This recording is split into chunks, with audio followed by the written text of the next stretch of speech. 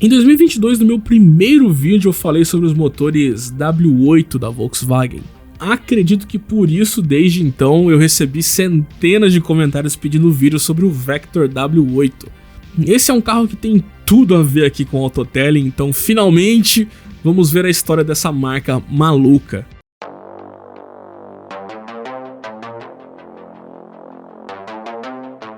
Gerald Alden Jerry Wigert, nome difícil, foi um engenheiro automotivo e empresário americano, fundador das empresas Vector Motors e da Aquajet, que acho que tem alguma coisa a ver com a aviação, empresa obscura que faliu, que eu não consegui encontrar muita coisa.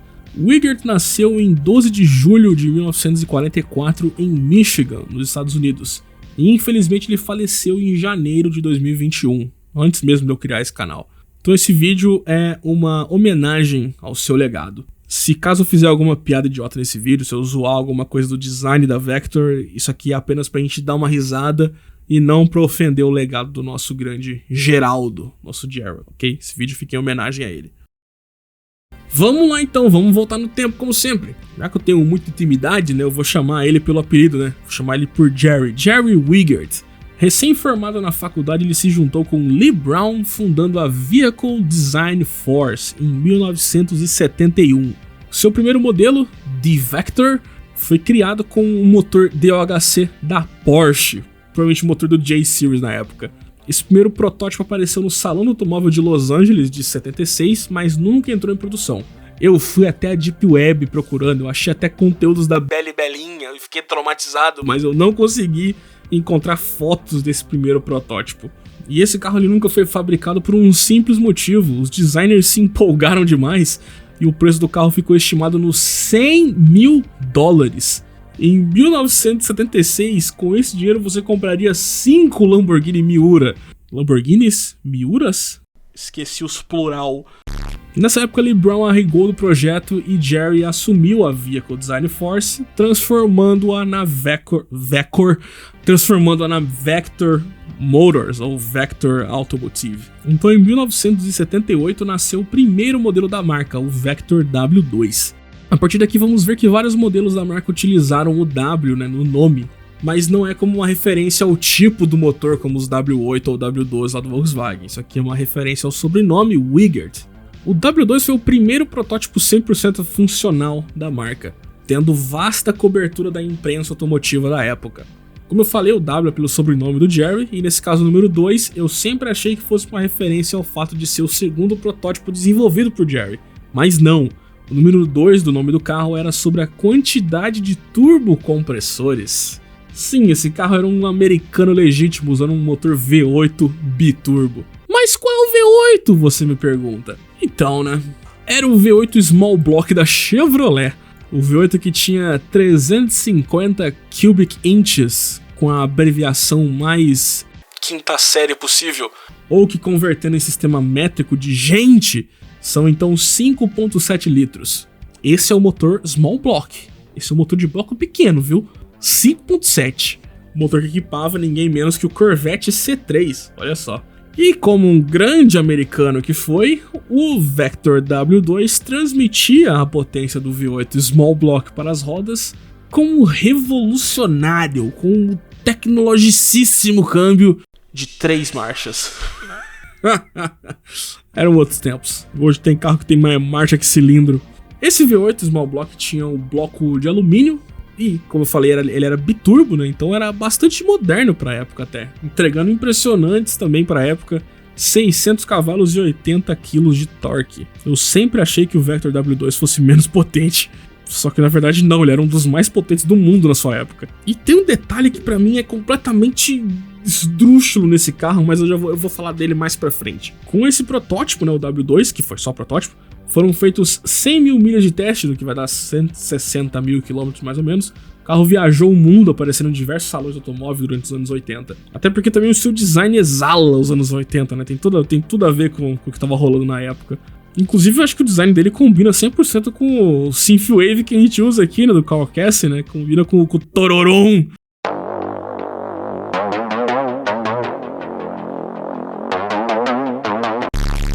Agora sobre esse design, né? O design do Vector W2 pra mim, ele é como uma viagem de LSD estragado entre um Lamborghini Diablo e um Lotus Spirit, sei lá, é uma mistura maluca. Ele é aquele tipo de carro que ele é tão estranho, tão diferente, tão autêntico que eu acabo gostando muito. Ele tem essa dissonância de linhas, tem linhas retas, tem linhas redondas, não faz nem sentido o quanto esse carro combina, quanto esse carro é bonito. Nem deveria ser pela bagunça que é esse design. Ele carregava, como eu falei, vários estereótipos dos anos 80 também, como os faróis escamoteáveis. Só que aqui, de um jeito jamba, onde ele tinha 3 aberturas por farol, era uma escadinha bizarra. Essa linguagem também se estende para a entrada de ar da lateral, que também tem ali as divisórias. Isso também tá na tampa do motor e até mesmo na lanterna traseira. As marcas hoje colocando lanterna que ela vai uma fita de LED inteira na traseira inteira, tá aí ó, o Vector fazia isso 40 anos atrás. Uma coisa que estraga um pouco o design da dianteira pra mim, na minha humilde opinião, é esse para-choque meio bicudo, que eu acho que esse bico desse para-choque ele entra um pouco naquela legislação idiota americana da época, onde supostamente o carro tinha que ter ali um aplique de borracha ali pra poder não quebrar a perna dos pedestres no atropelamento, por exemplo. E eu acho que esse design aqui da dianteira eles tentam se encaixar nessa questão do para-choque aí. Uma pena que nas pesquisas para fazer esse vídeo eu acabei tendo uma quebra de expectativas sobre esse design maluco do Vector W2.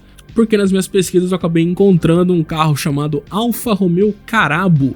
Ele foi criado por Marcello Gandini durante os anos dele no estúdio Bertone em 1968.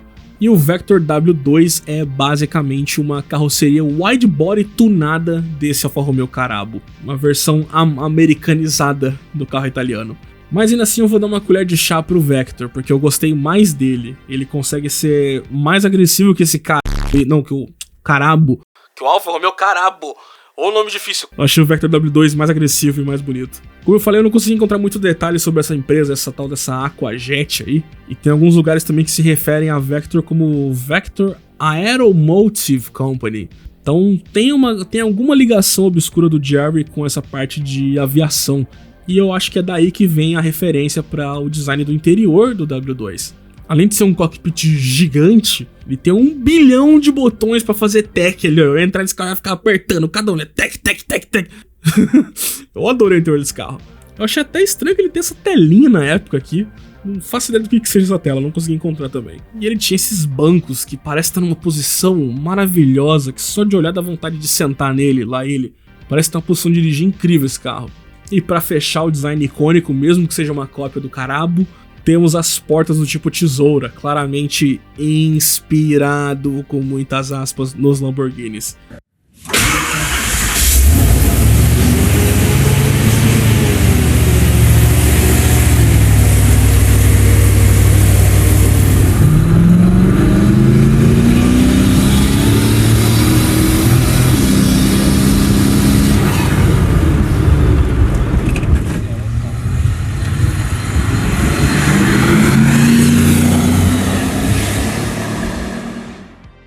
Em toda a história da Vectra, eles nunca foram uma montadora de automóveis gigantescas. E também, criar uma marca do zero dá um trabalho infernal. Se você já viu o meu vídeo sobre a criação da marca Koenigsegg, você sabe como é difícil arrecadar fundos para financiar a produção inicial. E ainda por cima depois você tem que vender vários carros para conseguir juntar fundos para poder pagar esses empréstimos iniciais, poder cobrir os custos, pagar funcionário, que quem sabe sobrar algum tipo de lucro.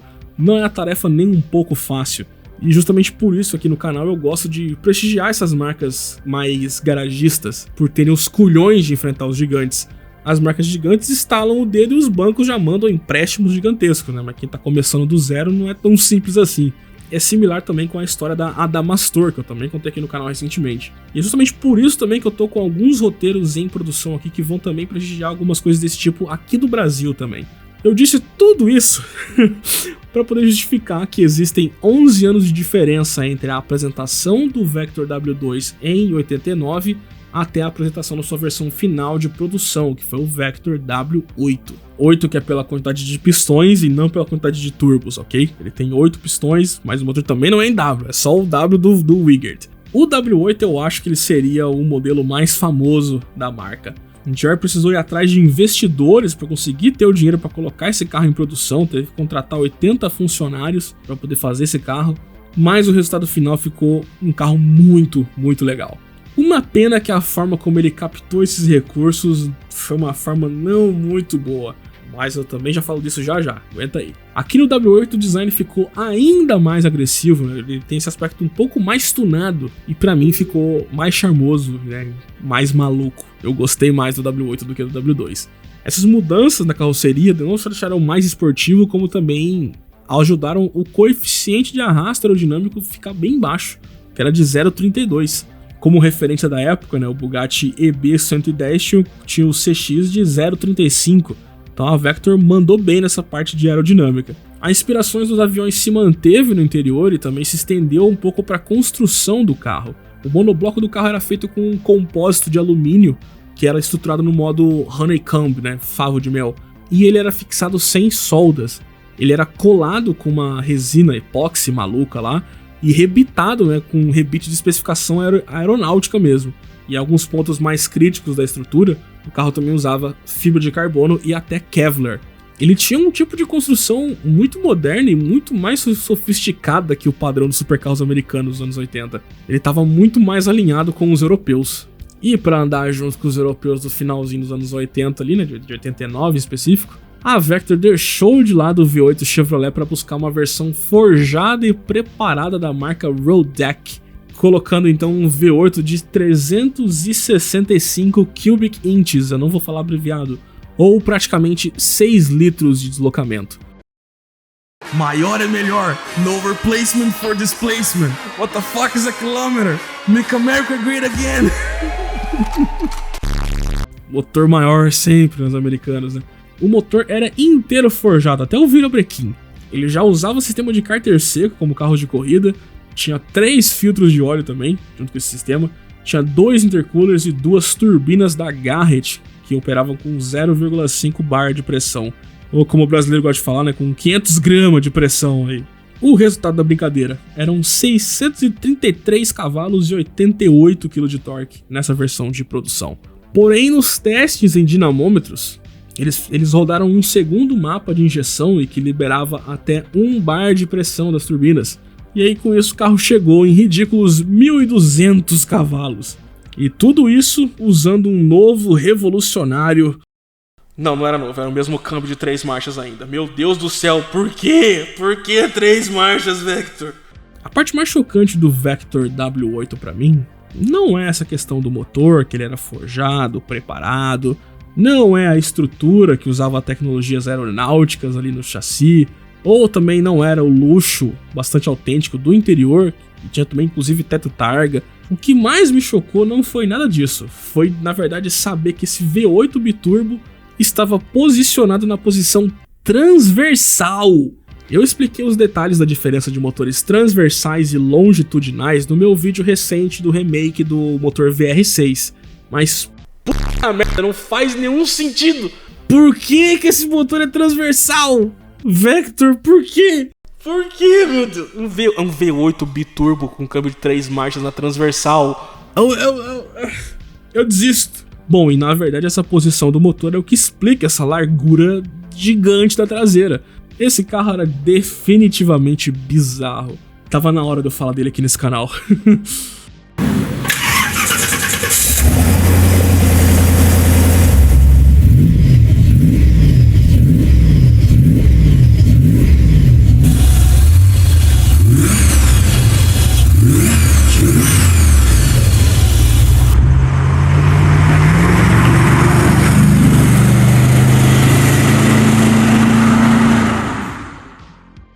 Eu deixei pra depois o motor, agora eu já expliquei o que era essa questão, falta agora falar daquela parte dos investidores.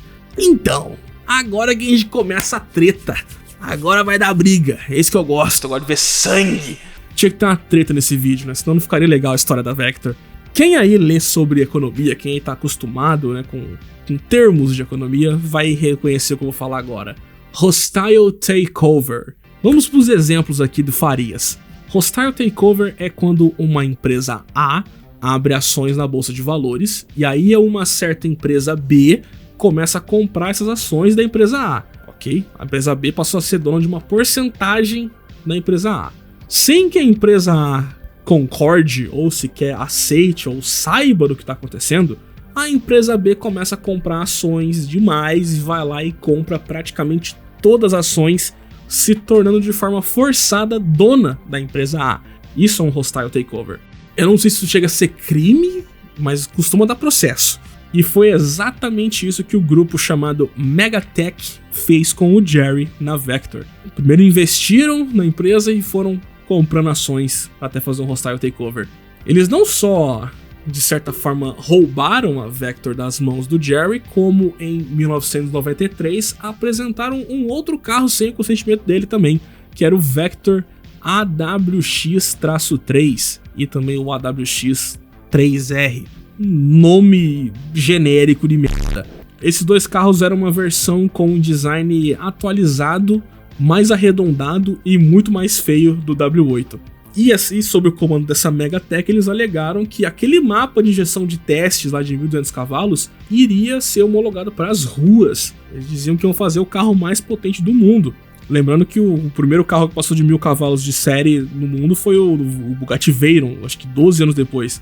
Parecia ser impressionante nessa nova gestão aí da Megatech, né, prometendo muita coisa, mas uma empresa que tem uma conduta dessa não merece nenhum respeito. Então apenas 3 unidades dessa versão AWX foram feitas. Não conseguiram vender quase nada. Já o W8 vendeu 20 unidades, foram 20 unidades entregues de fato. Obviamente o Jerry processou a Megatech e conseguiu vencer na justiça depois de alguns anos. Ele conseguiu recuperar a Vector, recuperar sua marca e todos os assets. Porém, esse processo, né, como todo processo, acabou demorando bastante. Foram 6 anos lutando na justiça para conseguir provar que a Vector tinha sido vítima de um hostile takeover. E aí a Megatech, como filha da mãe que foi, ainda por cima em 95, né, de 95 até 99, usando ainda também o nome da Vector, eles lançaram o M12. Esse que muitos de vocês vão lembrar por conta dos jogos da franquia Gran Turismo, né? Gran Turismo 1 e 2, você tinha lá o Vector M12. Eu acho que teve episódio do Top Gear também com o M12, que foi onde teve um investimento de marketing por essa Megatech. E se eu fiz analogia da viagem de drogas ilícitas antes no W8, esse daqui ele seria então, acho que um experimento de laboratório que deu errado e se espalhou para a população. Porque esse carro é uma fusão Frankenstein entre uma carroceria de W8 com um monobloco de Lamborghini Diablo. Não só no design, tipo, é literalmente isso. Esse carro foi um transplante de carroceria em cima do monobloco do Lamborghini Diablo. A Megatech comprava os monoblocos de Diablo já com motor e câmbio e fazia o transplante aí mal feito de carroceria em cima. O que forçou a Vector a deixar a receita americana, né, fazendo o carro se tornar um V12 aspirado de 5.7 litros e 500 cavalos. Com essa mudança o carro deixou de ser americano, ficou maior, mais pesado e menos potente. Não fez nenhum sentido. Eu particularmente não gosto nem um pouco desse Vector M12. Não tá na minha lista de carros mais agradáveis. E eu não gosto parte por conta dessa história de corporativismo aí safado da Megatech, mas também porque esse carro aqui é feio demais. Não só, como eu falei, fizeram um transplante mal executado de carroceria, como também removeram aquela agressividade do W8 que eu achava legal. Deixaram aqui um carro muito mais arredondado e de certa forma até copiando um pouco das linhas da F50, só que com sífilis. E para enterrar de vez o fracasso dessa Lamborghini americana, o Vector M12 foi eleito o pior carro já testado pela revista Auto Week na época, uma das maiores revistas do mundo. E ainda fica pior. Lembra do acordo com a Lamborghini que a Megatech teve? Então, em 99 a Megatech ficou devendo para a Lamborghini. E os touros ficaram puctos e tomaram um dos W8 do estoque da Vector como pagamento. Pegar o M12 eles não quiseram, né? Pegaram o W8, que era o mais legal, né? A Lamborghini foi safadinha também.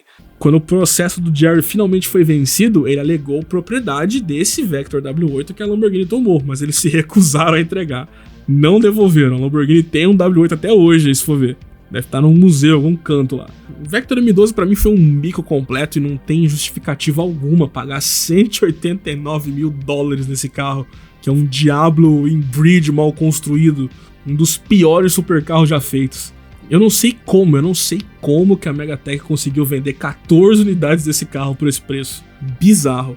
Mas fica aqui também uma menção honrosa para as 3 unidades do Vector M12 ASR Race Car, que era para ser a versão de corrida do M12, mas que nunca puderam competir oficialmente porque eles quebraram no teste de homologação para as pistas. Nem a FIA aceitou essa bomba.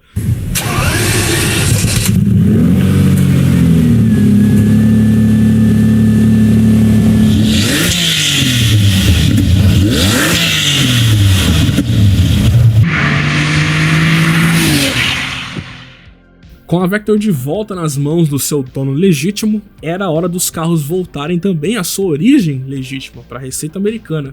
Demorou um tempinho, como sempre, mas daí em 2007, no Salão de Los Angeles, foi apresentado o Vector WX8. E já vamos tirar esse elefante da sala. Sim, esse carro usou faróis de Supra na fase inicial do protótipo. Isso, eu sei, isso tá horrível.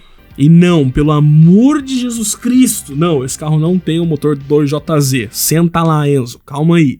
O design com os faróis de Supra ficou horrível e é pra mim indiscutível, mas alguns renders mostram como que ele poderia ter sido depois de pronto. Fica menos pior. Antes do site da Vector sair do ar, foi anunciado lá no site que o carro teria 2 opções de motores V8 Chevrolet. Voltou V8 Chevrolet, aí sim.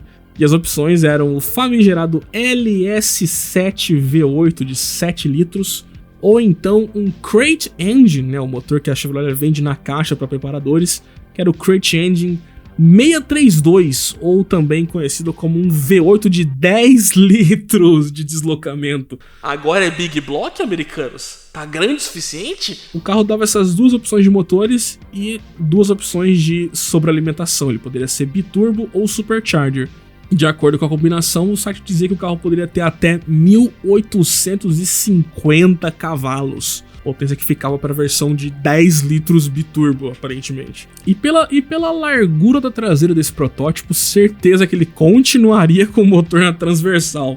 Eu não duvido que esse carro ia ter um motor V8 10.0 com câmbio de 3 marchas ainda. Eu não duvido. Porque a Vector é louca, o Jerry é louco.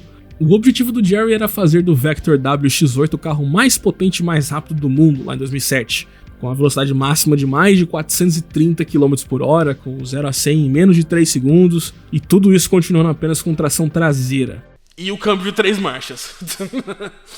Infelizmente, Jerry faleceu antes de conseguir concluir o projeto do W8. Infelizmente, houve só esse único protótipo preto fosco. E diante das maluquices e polêmicas, a história da Vector se encerrou junto com o falecimento do Jerry. Tudo que restou na fábrica foi vendido, provavelmente pelos herdeiros, o site saiu do ar, e tirando os 20 sortudos que puderam comprar a versão de produção do W8, só resta a memória da Vector para nós apreciadores da cultura automotiva. Uma marca que, mesmo que não fizesse sentido, ainda assim era muito legal. De certa forma, a ideia de um supercarro legítimo americano biturbo LS7 se concretizou, né? Só que não nas mãos da Vector e sim na Hennessy. E se você quiser conhecer essa história de outros americanos motores gigantes, eu vou deixar o link aqui para você assistir o vídeo do Venom GT e do Venom F5. Fico por aqui, um salve para os membros, valeu pelo apoio. Se você não quer pagar um membro, só de assistir e dar o like já ajuda a hypar o conteúdo. E é isso aí, fico por aqui, na voz Kelvin Farias, e até o próximo vídeo. Falou!